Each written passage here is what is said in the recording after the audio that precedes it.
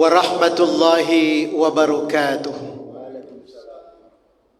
Alhamdulillahi rabbil alamin, wassalatu wassalamu ala asrafil anbiya'i wal mursalin wa ala alihi wassahbihi ajma'in, amma ba'du.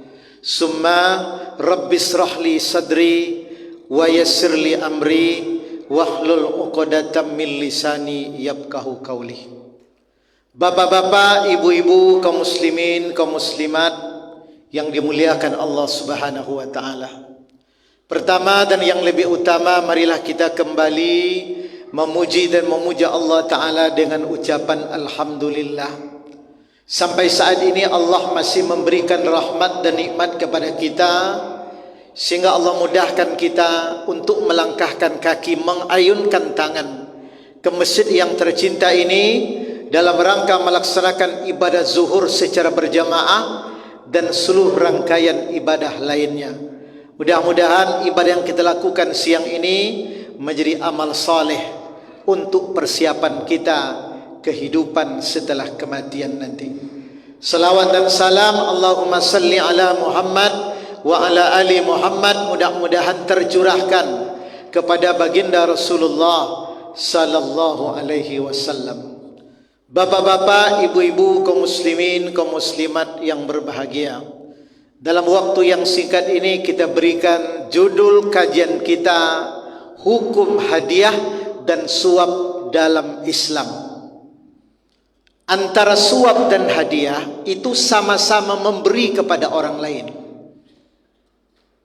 Kaum muslimin sidang jamaah zuhur yang Allah muliakan, tidak lama lagi kita bangsa Indonesia akan memilih pemimpin lewat sebuah forum demokrasi, itulah namanya pemilu. Dalam Islam ini pemimpin sangat penting.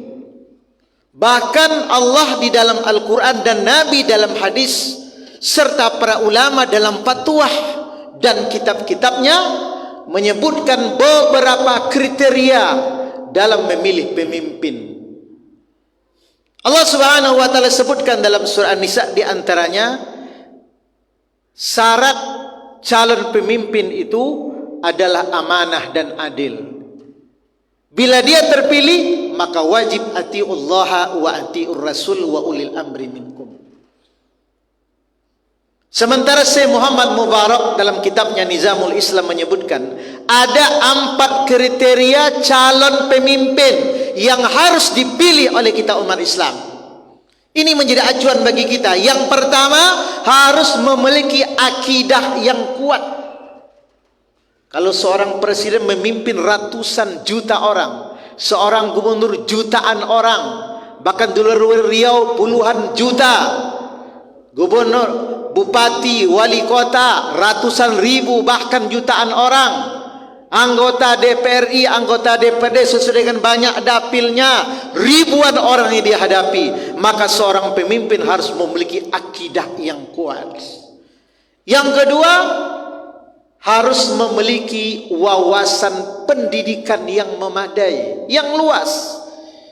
Ini menyangkut maut dengan orang banyak, urusan pemerintahan dan sebagainya. Yang ketiga, kata Syekh Muhammad Mubarak, syarat seorang pemimpin harus memiliki loyalitas yang tinggi terhadap agama ini. Bila kalau dia menjadi pemimpin, bikin MOU dengan masyarakat, tokoh masyarakat. Kalau Anda sebagai pemimpin, apa komitmen Anda terhadap agama? Apa peraturan daerah yang bisa Anda lakukan? Bagaimana komitmen Anda terhadap pembangunan masjid? Itu komitmen. Yang keempat, memiliki dedikasi yang kuat terhadap umat ini. Fakta dan kenyataan selama ini, rekam jejaknya bagaimana. Makanya seorang calon pemimpin harus memiliki rekam jejak yang baik di masa lalu. Apabila bermasalah di masa lalu, lalu dia terpilih, ketika terpilih dia akan memiliki beban pada masa lalu. Sedikit dia berbicara lantang, orang mengungkit kasusnya. Hati-hati dalam memilih pemimpin. Bahkan kita Majelis Ulama Indonesia tahun 2009 sudah mengeluarkan fatwa. Ini hasil ijtima' Komisi Fatwa, ijtima' Ulama Komisi Fatwa yang kedua di se-Indonesia 2009 di Padang Panjang, Sumatera Barat. Dalam poin keempat disebutkan ada 6 kriteria seorang calon pemimpin. Dalam fatwa tersebut disebutkan bahwa memilih pemimpin yang pertama yang beriman, yang bertakwa, yang siddiq. Siddiq ini jujur dia, tidak bohong. Yang ketiga yang amanah, terpercaya. Yang amanah. Yang pertama beriman, memilih pemimpin yang beriman, yang bertakwa, sidik, amanah, tabligh, patona. 6 syaratnya. Hukumnya wajib dalam Islam. Hukumnya wajib. Dan dalam poin kelima disebutkan, bila memilih pemimpin di luar kriteria itu atau tidak sama sekali, maka hukumnya haram memilih orang tersebut. Beriman, bertakwa, sidik. Sidik ini jujur, amanah, terpercaya dia, tabligh, aspiratif, kemudian patonah, cerdas, hukumnya wajib. Bila tidak, dalam fatwa poin kelima disebutkan haram hukumnya. Subhanallah, begitu agama menuntut. Beberapa waktu terakhir ini, apalagi semenjak reformasi, dulu orang memilih pemimpin karena ideologi, karena visi misi sang pemimpin. Kalau sekarang siapa yang bayar? Nauzubillah. 14 abad yang lalu Nabi telah memberikan tuntunan, dan biasa selalu ada dalam pemilu. Dalam Islam, kata Nabi dalam hadis yang diriwayatkan Imam At-Tirmizi, kata Ibnu Umar, la'annallahu Rasulullah, sesungguhnya Rasulullah, kata Ibnu Umar, melaknat yang menyuap dan penerima suap. Jadi kata Ibnu Umar, sesungguhnya Rasulullah SAW melaknat orang yang menyuap dan penerima suap. Dalam hadis lain yang diriwayatkan Imam Ahmad, perantara tim sukses. Ini suap. Apa bedanya dengan hadiah? Kata Rasul dalam hadis Imam Bukhari, Imam Muslim, saling memberi hadiahlah kalian, niscaya kalian akan saling mencintai. Satu ketika dalam hadis Imam Bukhari, Nabi pernah didatangi oleh seorang yang berhutang kepadanya. Rasul, engkau berhutang kepada saya, dibayar oleh Nabi, ini hutang saya. Yang separuh lagi, ini saya kasih tambahan 2 kali lipat, ini hadiah saya untukmu. Terima kasih Rasul kepadanya, karena dulu dia telah meminjamkan uang kepada. Itu namanya hadiah.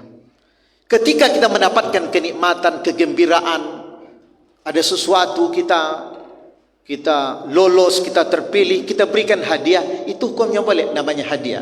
Lalu apa artinya upah? Contoh, di dalam pembelian umum, kita ini mesti sosialisasi. Boleh sosialisasi.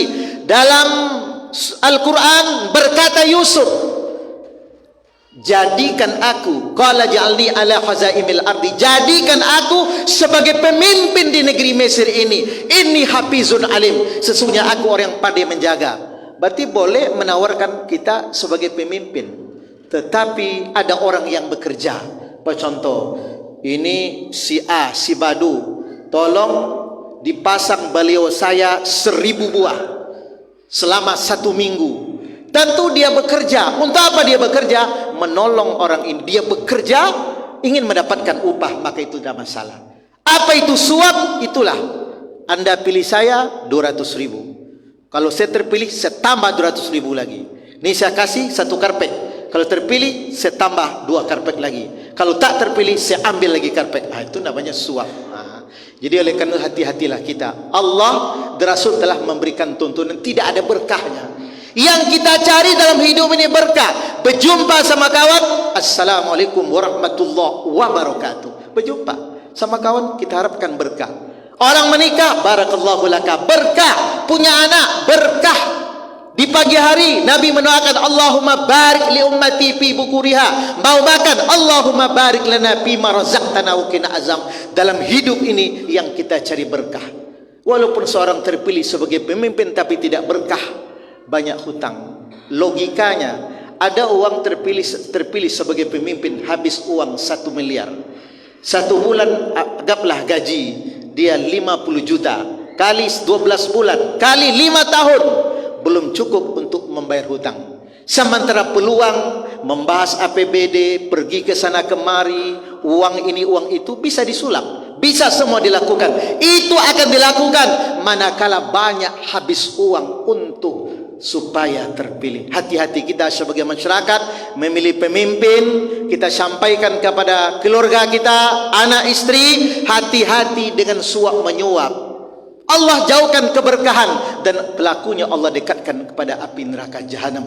Di dunia tidak nampak. Umat Nabi Muhammad, dosa yang kita lakukan tidak ditunjukkan langsung oleh Allah Ta'ala, tapi Allah tunda di akhirat dan bisa diawali di alam kubur. Tapi umat dahulu kala mereka melakukan dosa, Allah tunjukkan langsung. Bersyukurlah kita kepada Allah sebagai umat Nabi Muhammad. Berdoa kita kepada Allah, mudah-mudahan keberkahan Allah turunkan dari langit, memancar dari bumi, dan Indonesia tetap menjadi negeri yang damai, aman.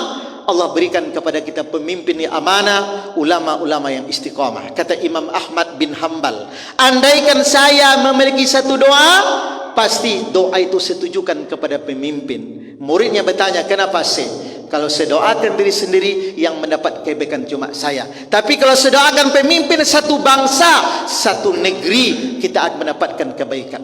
Sebaliknya, kita juga tidak boleh berlaku apatis terhadap pemimpin. Banyak orang mengatakan menghujat pemimpin, menghabiskan uang rakyat, tapi dia lupa ketika pemilu datang, dia akan memilih siapa yang dia bayar.